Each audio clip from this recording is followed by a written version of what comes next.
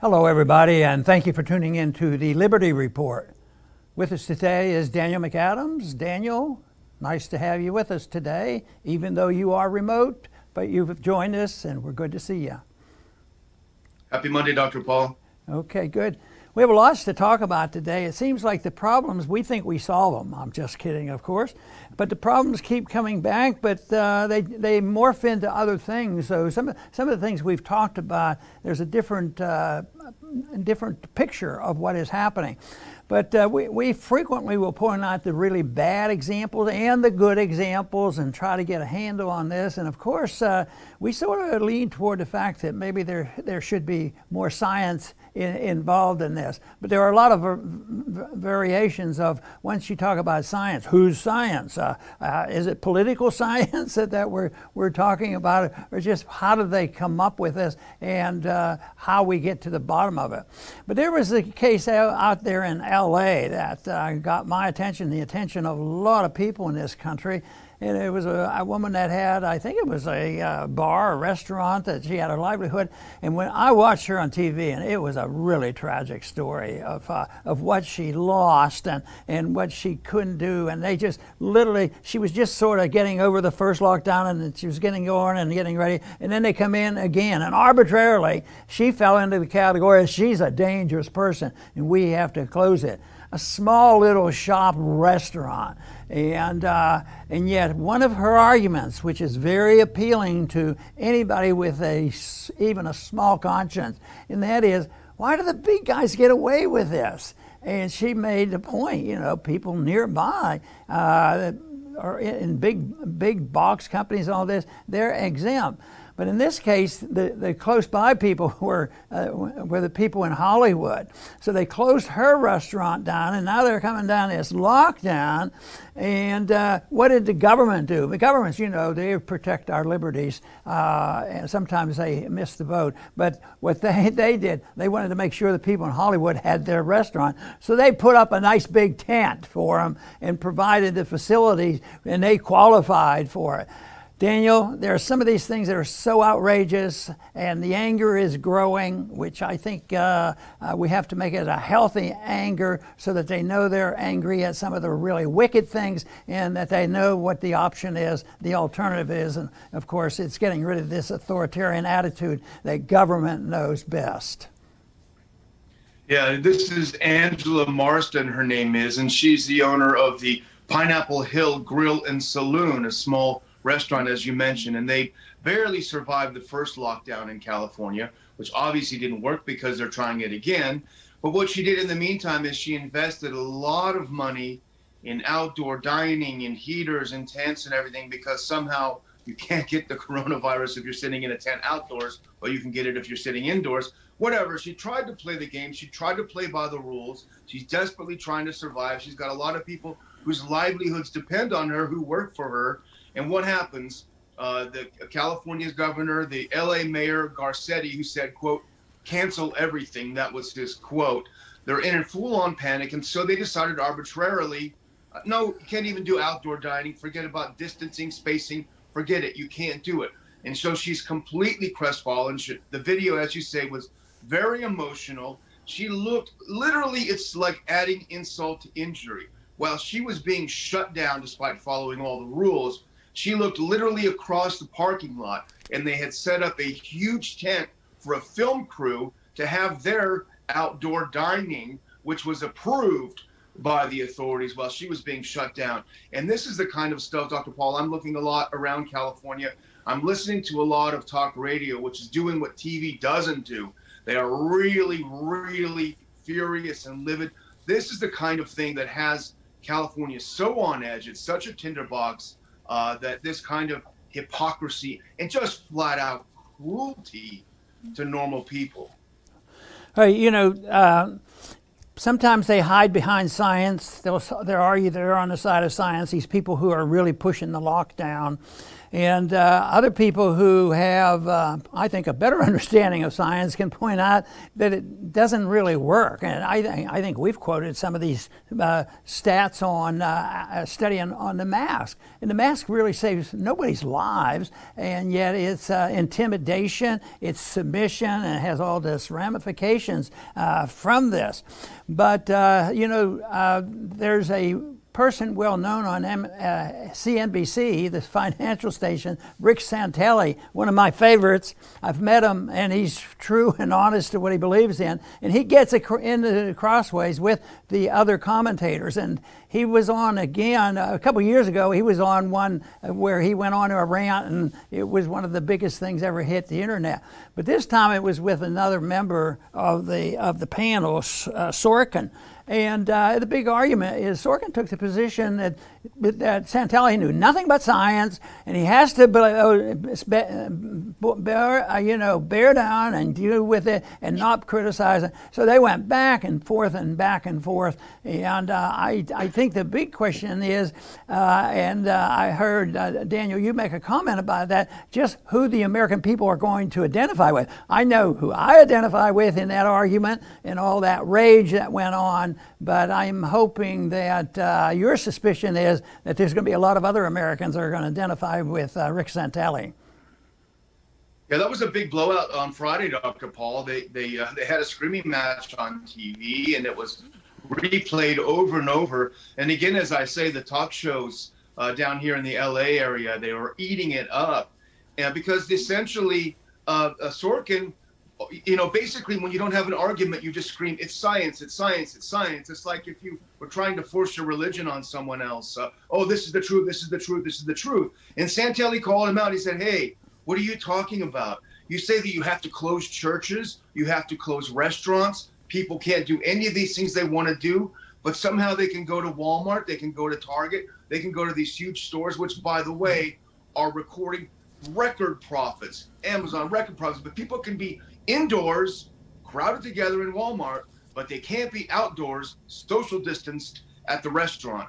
And Sorkin, that's science, that's science, that's science. Well, Santelli got the best of him, and as our friends at Zero Hedge have pointed out, there have been a lot of backlash against Sorkin for what he claimed, for his arrogant, this is a public service announcement to everyone, you've got to shut everything down, except the big, well-connected stores. So I think this kind of hypocrisy, this kind of cruelty really is catalyzing people and making them really angry and really question even people that are trying to do the right thing, even though you and I would disagree, because the idea that somehow you can catch it inside but not in a tent outside is, for anyone with a brain, is insane.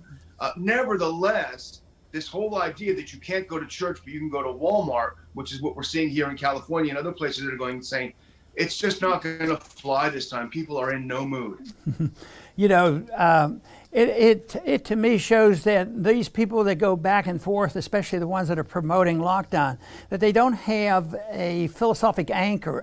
They just do what they think is important, politically speaking. And they do that when the lockdown is they pick and choose. They pick bars, to close down, and pick churches to close down. But the big corporations, they get to stay open. So that is what happens, and it's really a mess, because most of what goes on in this whole thing has, not very much to do with science. I think they convinced a lot of people, and you can't win the argument saying, most of what you're hearing about on the virus is not very scientific. And they don't have any position to deal with. They don't have the thought that, well, maybe this will work out if we believed in liberty to solve these problems. But I saw one I found a little bit of amusing, because it shows the mixture of what happens when you have no anchor and no personal belief on what liberty should be all about. For years now, they've regulated at the federal government. We have federal laws and courts that says you can't smoke in certain areas, which is health-wise is not a bad idea. Of course, a libertarian would think about, yes, regulate it, but do it through private property. So they've done that for a long time, and they were working on some regulations in this lockdown business on what they could do in this one facility, and they say, no, you can't smoke here. Tobacco is bad for your health, but marijuana is okay. So they made it sure that they legalized that. That's a sign of the times, I guess. But it never dawned on them, maybe these choices could be worked out. You know, the scientific choices, the social choices, and whether or not you can keep your church over and who's taking the risk. That's not in this discussion at all. And yet it should boil down to all life is taking a risk. Every decision we make, there's some risk involved. And who should make those decisions? Should it be the radical left who wants to socialize and institutionalize communism and fascism? Or should it be people who have promised they're never going to commit violence and let them work out the problem? But no, instead we have this. So there's some places, Daniel, better be careful. If you want to smoke your cigarette, you won't be allowed, but you know, you're allowed to have that other stuff. Well, yeah, a lot of that in California. You know, a lot of libertarians argue, even Dr. Paul, that these businesses are perfectly fine demanding mask mandates and all the things that they're demanding on people because they're acting in a private capacity. But the fact of the matter is that is not correct, because what they are doing is they're enforcing government edicts. They're acting as government agents. And one good piece of evidence of that is every time you see a mask mandate sign on a store, it always references some bogus government edict that was not passed legally. It was just handed down by some authority. So the idea that these companies are acting on their own as private companies and not doing the bidding of the government simply isn't true. You know, when I went into a store yesterday, I had to get a suit coat, and the people started yelling and barking, "You got to get out, you got to get out, where's your mask, put your mask on." Nobody can convince me in the real world, if I walked in there with a wallet full of money and I wanted to buy a coat, that they somehow would not allow their businesses, or they would treat their customers that way. So I really reject this argument that these businesses are acting in a private capacity. They're acting under the duress of completely insane, power-mad officials who capriciously will shut down businesses for the very slimmest and slightest of perceived violations. You know, the planners, the people who want to run our lives and run the economy and everything, they come in, you know, with studies, and they have statistics, and it's the same kind of statistics that they use in political campaigning, and they're distorting, and there's so much lying goes on. But in this case, the testing is done for the purpose of biasing the statistic. So if all of a sudden tomorrow it's discovered that maybe that the virus is difficult to identify, and they can't be absolutely positive, that they are now measuring fragments of viruses that are capturing RNA, and they've never done that before to devise a vaccine, and that they have a lot of more questions than answers. But what if it finds out that the test that they run is totally unreliable, and more statistics are coming out now that, you know, somebody told me the story the other day. They had a friend that did this, and they had 4 tests, and they 4 people had 4 tests, and they were all positive. So they went and had the test done negative, and they were all negative. And I think it's understandable, because the test is unreliable, the politics is unreliable, and you know, it just makes a whole mess of it that people do that. So I think there's more stuff coming out now on the PCR tests, and that it is totally unreliable, and it's the way it's run. If you keep looking long enough and go through the cystic threshold cycles, the longer you go, the more negative and the false positives you're going to have. So they just run them longer, and all of a sudden they get a lot more positives, and all of a sudden it falls into place it's another emergency. This is worse than ever. But they won't entertain the thought, well, maybe total deaths in the country haven't changed. And maybe it has something to do that we're in the flu season, who knows what. But everything is, all the things, all the stats are to show that the pandemic is worse than ever, and they never can attach this to really literal danger to a lot of people. Yes, some people it's very dangerous for, but we know about that. We know about comorbidities, the elderly, and all, and we know how safe it is for people under 20 or under 40. But that's totally ignored. They have to wear the mask too. But this testing is breaking out now, and the tests are unreliable. And it's been suggested that if no matter who takes or orders a test, they should ask the question: how many cycles of threshold have they gone through? How long did they search, for a fragment of a virus to give me a positive test?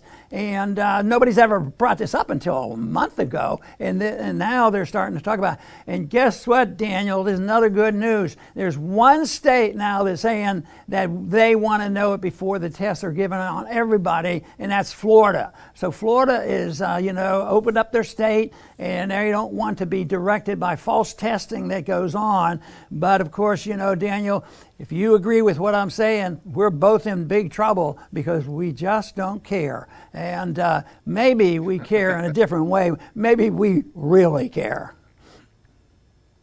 Yeah, the real weakness at the heart of the entire lockdowners argument are two things. One is the so-called science that masks and distancing work, which have been debunked. Certainly the Danish study and others have done that. But the other real one is the PCR test. And that is critical. If that is debunked, and it should be today, tomorrow, yesterday, that really takes the rug out, because as we've been saying for months, as others have been saying for a long time, what we're looking at is a case-demic, not a pandemic. It's a pandemic of so-called cases. Never in history did you need a test to find out you had a case, even if you weren't sick.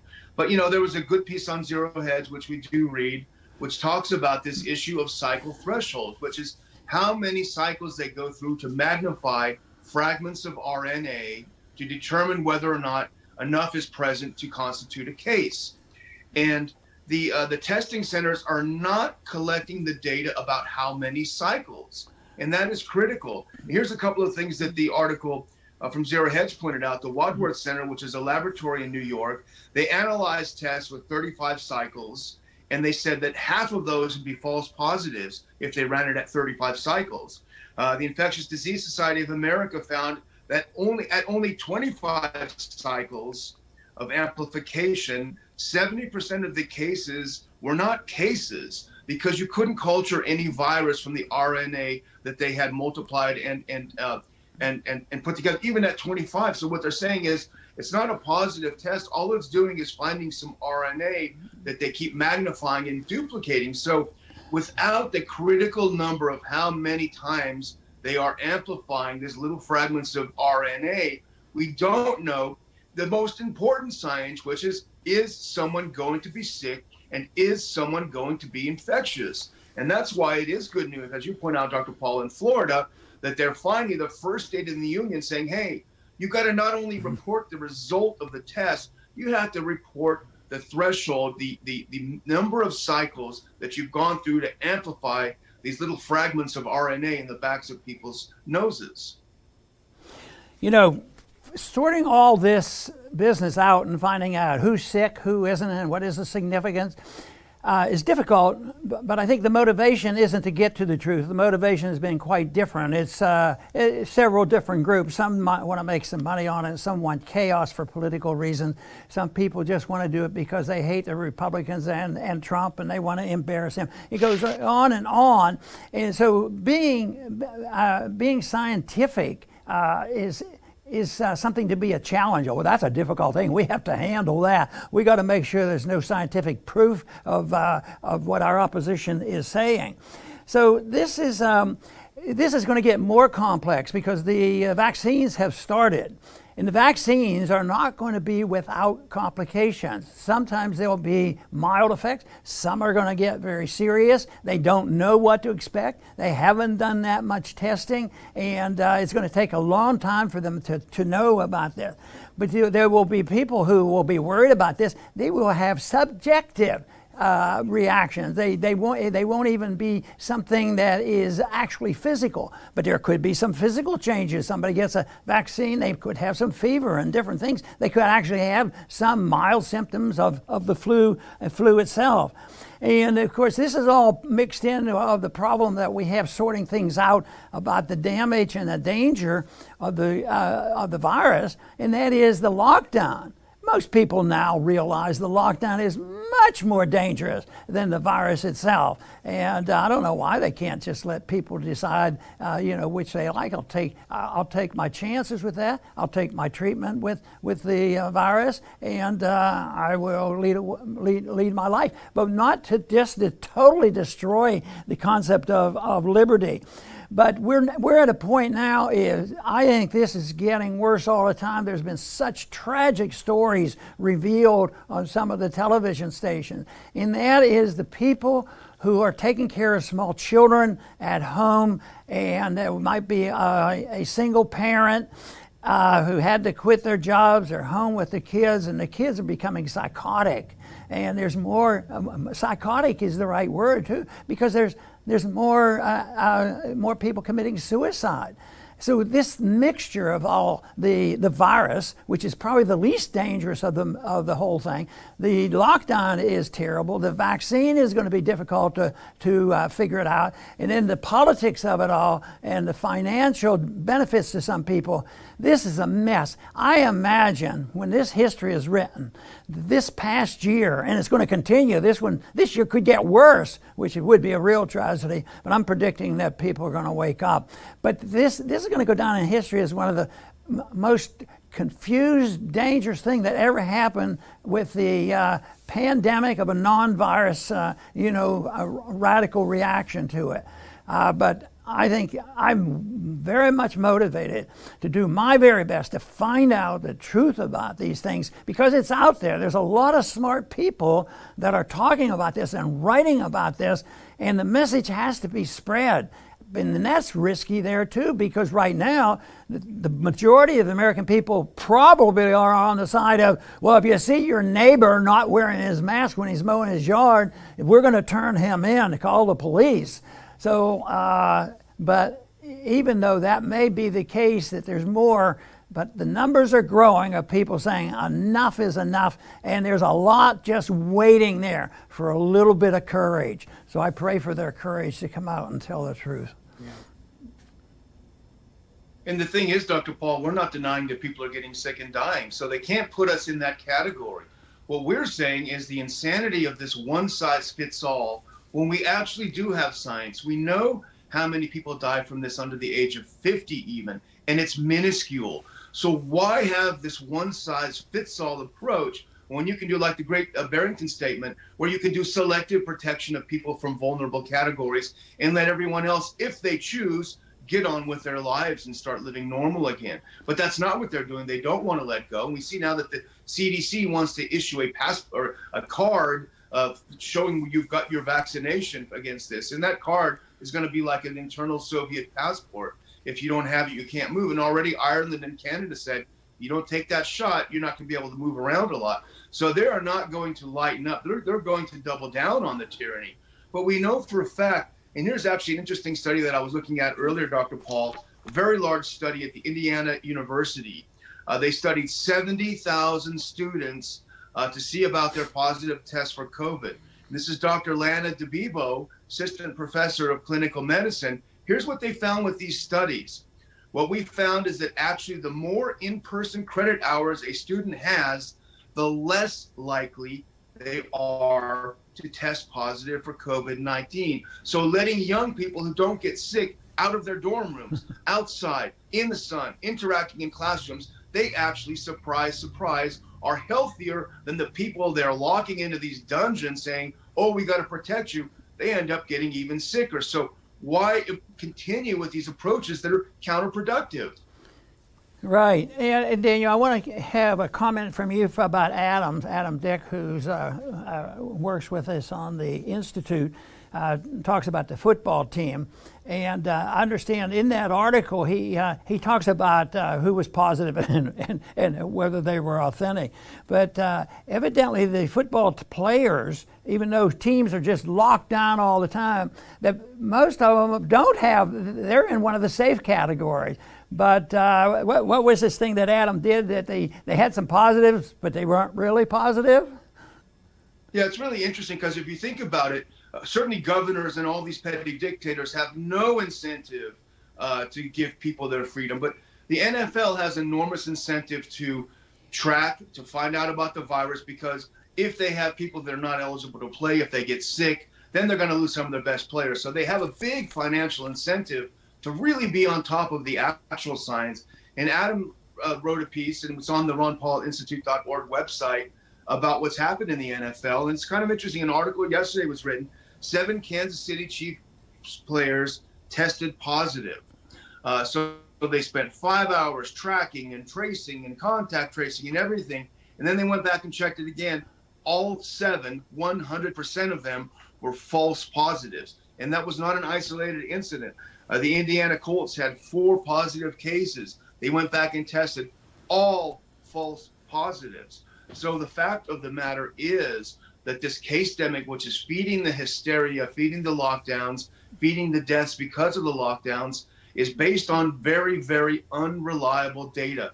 And that's all we're asking for. Let's talk science, okay? It's my science versus your science is what the people like Sorkin and the others are saying. You know, when they offered this test for free, you know, it made me think, you know, when something is free, it might not be worth a whole lot. But they lined up, thousands of people line up because it's a free test. And it looks like you just made the strong point that how much is it worth getting a free test? I don't understand why people, if they understand it, you know, if the story about how dangerous the virus was, that's a little bit different, but that isn't the case. But they just are sort of like a mob psychology. I got to get my test. I got to get my test. And then if they'd read more stories about this, how many false negatives there are, and now they're understanding the whole test process, there's going to be a lot of people that should wake up from this. I wanted to have one more story, Daniel, then we can sort of wind this down. But that has to do with what's going on in Chicago.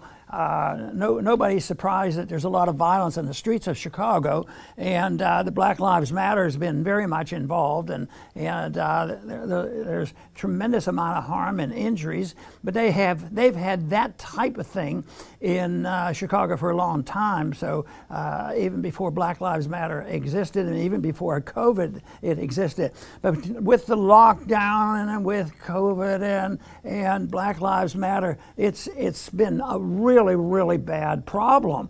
And so with all this violence, the one thing the politicians thought, well, I guess we have too many policemen, so we need to defund the police. That ought to help. So of course it didn't help, and things got worse. But they have a statistic out on this on Chicago, that if you're in Chicago, you have you're 23 times more likely to be killed from guns than from COVID. And yet all the hysteria is over COVID.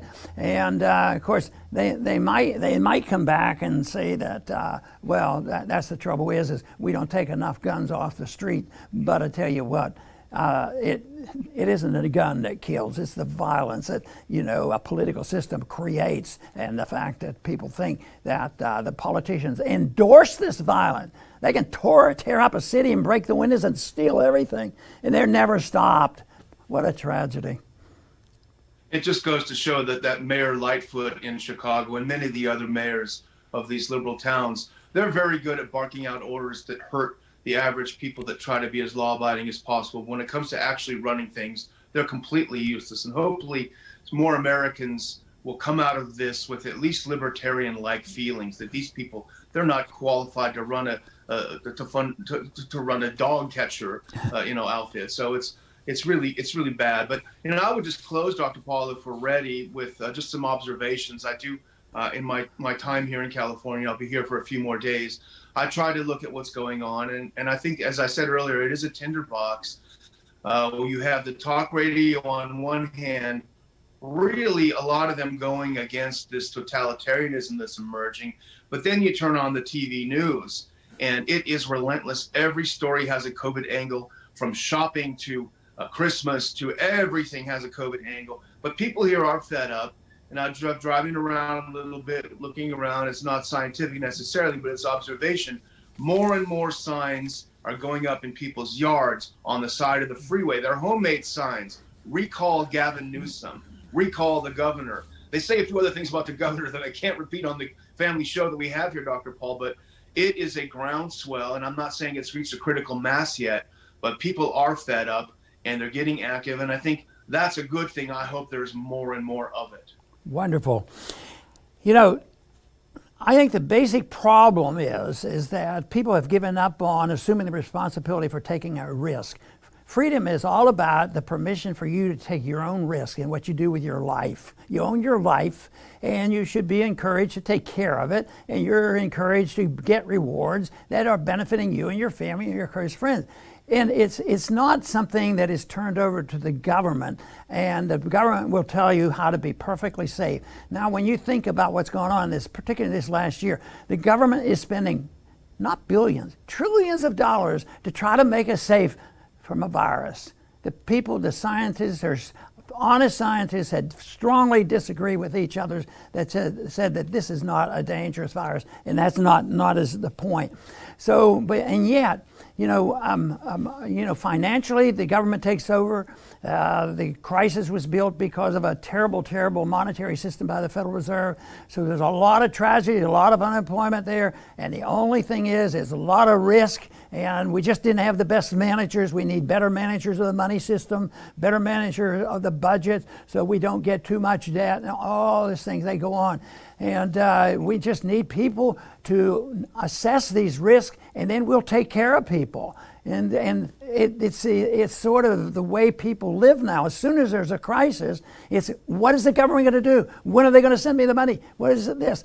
Well, that is a society that doesn't work, because it works on the short run. It makes people feel good. The politicians feel good. And they might even get reelected by doing that. But eventually it quits with a bang, and a big bang. And that's what I fear, because history has shown that people never go through cycles like this, that think that they can take care of everybody, control everybody, assume a risk for everybody, tell them what to do, what they can read. Now we even read and hear about book burning sessions, that it doesn't end well. It ends very badly. And it's sort of the opposite of what had existed to some degree in this country and what America was all about. So it's going to be a test of will right now, because we see some good things happening. We see people waking up, and we see people resisting all this, and yet we see others who make a lot of noise, and they want to punish people. Oh, yes, they're not going to accept the principle. Well, if you think it's dangerous to be out there, wear a mask, and don't make somebody else do it. Oh no, we have to make somebody else do it. As long as that exists, there's going to be a lot of conflict. But the solution is not complex. We just have to have a better understanding of how beneficial it is to live in a free society where individuals are recognized as the spot where people make decisions and decide for themselves what they think is best for them and their families. I want to thank everybody for tuning in today to the Liberty Report. Please come back soon.